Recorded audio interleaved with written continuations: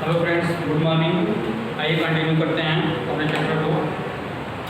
Class 9 civics chapter को party democracy by democracy chapter का नाम है। देखो, कल जब हम लोग बात कर रहे थे डेमोक्रेसी पे, लोकतंत्र पे, तो हम लोग उसमें बात कर रहे थे कि a form of government in which rulers are elected by the people. ऐसा फॉर्म ऑफ गवर्नमेंट हो जिसमें जो रूलर्स हो, जो शासक हो, वो जनता द्वारा चुना गया हो, उसे हम क्या कहते हैं? लोकतांत्रिक सरकार कह सकते हैं, लोकतांत्रिक देश कर सकते हैं, या लोकतांत्रिक सिस्टम कह सकते हैं, व्यवस्था कह सकते हैं। ठीक है, तो अब उसमें ये था कि रूलर्स जिन्हें जनता द्वारा चुना गया है, उनकी स्थिति क्या है उस व्यवस्था में, लोकतांत्रिक व्यवस्था में उनकी स्थिति क्या है। उसी पे मैं कल कहा था कि पाकिस्तान पे हम लोग किस स्टडी करेंगे, इस चीज़ को समझेंगे। तो देखो क्या होता है कि अक्टूबर 1919 में जो वहाँ के आर्मी चीफ होते हैं परवेज मुशर्रफ, पाकिस्तान के आर्मी चीफ थे परवेज मुशर्रफ, उन्होंने क्या किया कि मिलिट्री कुप कर दिया। क्या मिलिट्री कुप कर दिया, ये मिलिट्री कुप कर दिया। मिलिट्री कुप अगर हम समझें तो मिलिट्री कुप का मतलब होता है सैन्य तख्ता पलट।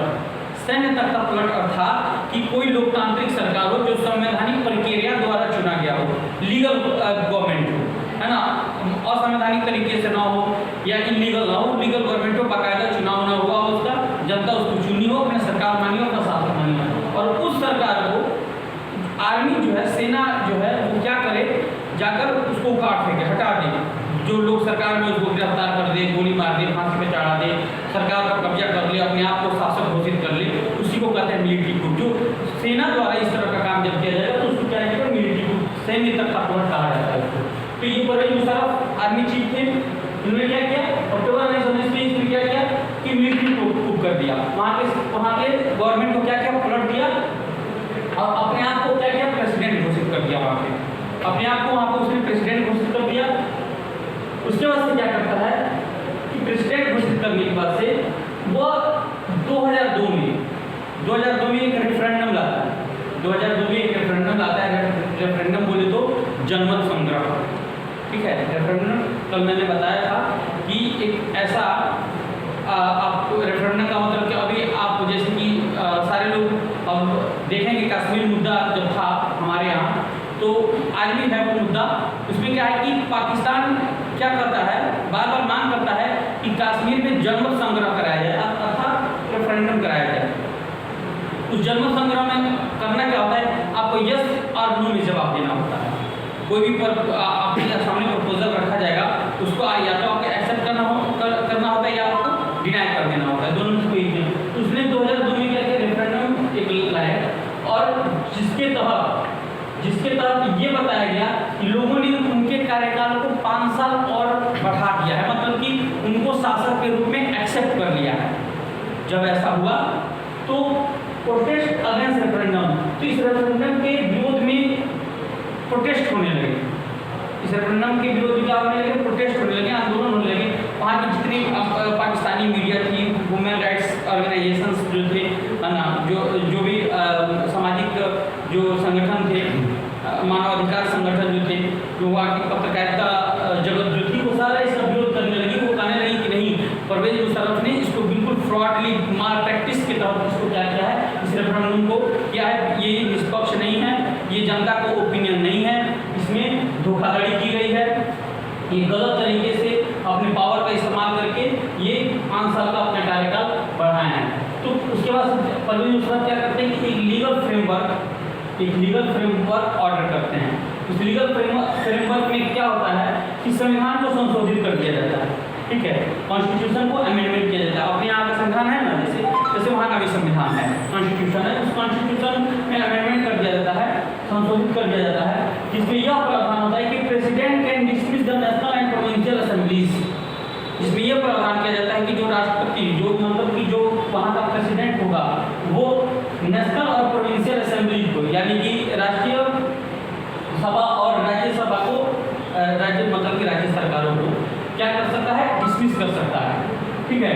और क्या होता है कि जो national security council supervise civilian cabinet, और जो नेशनल सिक्योरिटी काउंसिल एक बनाई जाती है, उसमें नेशनल सिक्योरिटी काउंसिल के पास क्या अथॉरिटी आ जाती है कि वो सिविलियन कैबिनेट, जिस तरह से अपने यहाँ कैबिनेट मिनिस्टर्स जो होते हैं, जो जनता पे करके फैसला लेते हैं अपना। हर डिपार्टमेंट का अलग अलग मिनिस्टर होता है, होम मिनिस्टर अलग होता है, ठीक है। फिर आपका फॉरेन मिनिस्टर अलग होता है, डिफेंस मिनिस्टर अलग होता है, फाइनेंशियल मिनिस्टर अलग होता है। ये सारे लोग का अलग अलग डिपार्टमेंट है, ये अपना अलग अलग काम करते हैं अपने अनुसार, अपने हिसाब से। तो ये जनता द्वारा चुने गए प्रतिनिधि है। तो उसमें क्या होता है कि जो सिविलियन कैबिनेट जो होती है वो किसके द्वारा कंट्रोल होने लगती है? National security council. अब देखो कि ये कौन है, नेशनल सिक्योरिटी काउंसिल है क्या जो इसको कंट्रोल कर रही है, या अर्थात कि सरकार को कंट्रोल कर रही है। यह नेशनल सिक्योरिटी काउंसिल जो है वो परवेज एक प्रेसिडेंट, ये जो थे परवेज मुशर्रफ, उन्होंने संविधान में संशोधन करके ये लीगल फ्रेमवर्क ऑर्डर किया जिसमें ये सारी चीजें थी, और एक नेशनल सिक्योरिटी काउंसिल का गठन किया। इसने नेशनल सिक्योरिटी काउंसिल में क्या करते हैं कि सारे पूरे नेशनल सिक्योरिटी काउंसिल के जितने भी चीफ थे, जितने भी ऑफिसर्स थे, वो सारे आर्मी के थे, और सारे उनके रिश्तेदार, उनके इर्द गिर्द उनके साथी है ना, जो उनके खास लोग थे, उनको इस नेशनल सिक्योरिटी काउंसिल में क्या कर देते हैं, जगह दे देते हैं, सारे लोगों को पदभार दे देते हैं, और ये क्या करते हैं कि सिविल कैबिनेट को कंट्रोल करने लगते हैं, सुपरवाइज करने लगते हैं। अब देखो होता क्या है इसमें, होता क्या है कि देखो उसके बाद से वहाँ चुनाव होने लगते हैं। उसके बाद से क्या होता है, वहाँ चुनाव होने लगते हैं। तो अब वहाँ का नियम क्या है कि आप मान लो कि वहाँ की कोई राजनीतिक दल है, उसने यह ऐलान कर दिया कि हम गरीब बच्चों को मुफ्त में शिक्षा देंगे, सपोज डेट। अब आप बात को समझो कि किस क्या है, दिक्कत क्या है यहाँ पाकिस्तान में। उसने ये ऐलान कर दिया, कोई पार्टी का चुनाव चल रहा है, उसने कहा कि अगर हमारी सरकार बनेगी तो हम गरीब बच्चों को मुफ्त में शिक्षा देंगे। तो वहाँ की गरीब तबका जो है ये उसकी बातें पसंद आई, लोगों ने विश्वास किया, उसको वोट दिया, उसकी सरकार बन गई। जब उसकी सरकार बन गई तो सदन में जाकर जब इस कानून को पास करता है कि भाई ये निर्धारित किया जाए कि कौन कौन गरीब हैं, है ना, और उनके घर के बच्चों को मुफ्त में शिक्षा दी जाए। तो जब ये कानून जब वहाँ की सरकार बनाती है तो वहाँ के आर्मी चीफ जो होते हैं, जो ये नेशनल सिक्योरिटी जो होती है, नेशनल सिक्योरिटी काउंसिल जो होती है, जो आर्मी चीफ जो होते हैं, इन लोगों के पास एक पूरा राइट है कि उसके डिसीजन को पलट दें। वो कानून बनाती है, फिर इनके पास जाता है नेशनल सिक्योरिटी काउंसिल, और जो वहाँ के आर्मी चीफ होते हैं वो इसमें पार्टिसिपेट होते हैं, है ना, उनके पास जाता है। तो उसको पूरा राइट है कि उस सरकार के डिसीजन को वो चेंज कर सकता है। लोकतंत्र में तो ये व्यवस्था है कि rulers are elected by the people. Rulers जो शासक होगा वो जनता द्वारा चुना जाएगा, अर्थात कि जनता पे कानून बनाने का अधिकार किसको होगा? जनता अपने लिए जिसको चुनी है कानून बनाने के लिए उसके पास होगा। लेकिन यहाँ क्या होता है कि जनता द्वारा चुने हुए लोग जो हैं उनके बनाए हुए कानून को वहाँ के सैन्य अधिकारी जो है, जो ऐसा एक संस्था है नेशनल सिक्योरिटी काउंसिल जो जनता द्वारा नहीं चुना जाता है, वो तय करता है कि जनता के ऊपर क्या कानून बनाना है अर्थात नहीं बनाना है। तो क्या चुनाव तो हो रहा है, सरकार तो बन रही है, फिर क्या आप इसको लोकतांत्रिक देश कर सकते हैं? अर्थात हम कह सकते हैं कि नहीं,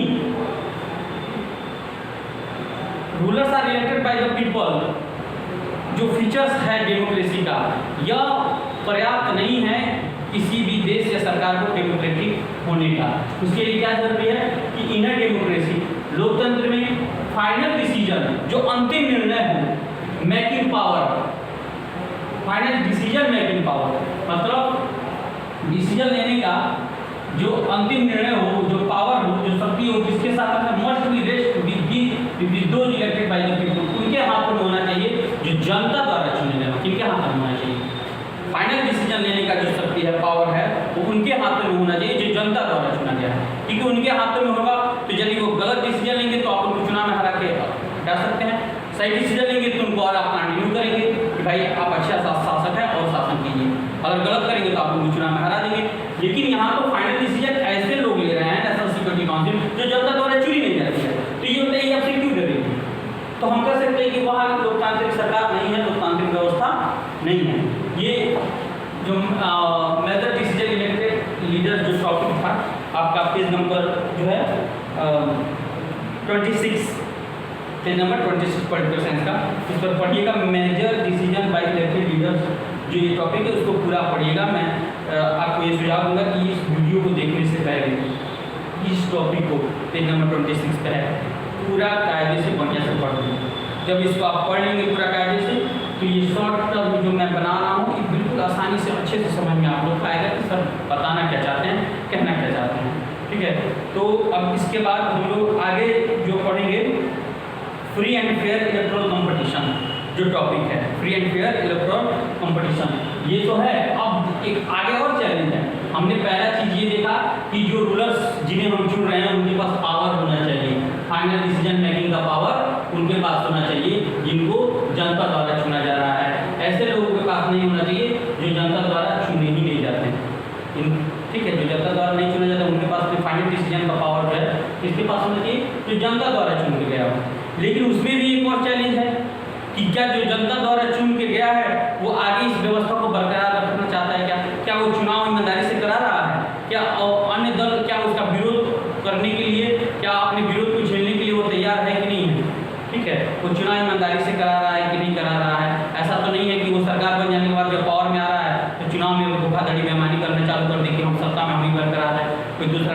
इस पर एक उदाहरण हम चीन उनका पढ़ेंगे, उसमें जो अगला टॉपिक है free and fair electoral competition, इसको भी आप लोग एक बार पढ़ लीजिएगा ताकि समझ में अच्छे से आएगा। ठीक है, और जो ये टॉपिक है इसको पढ़ के फिर हमारे वीडियो को आप लोग फिर से अंत तक देखिएगा। और अगर कोई दिक्कत हो तो निसंकोच आप लोग मुझे कॉल करके या कमेंट करके क्वेश्चन पूछ सकते हैं। धन्यवाद।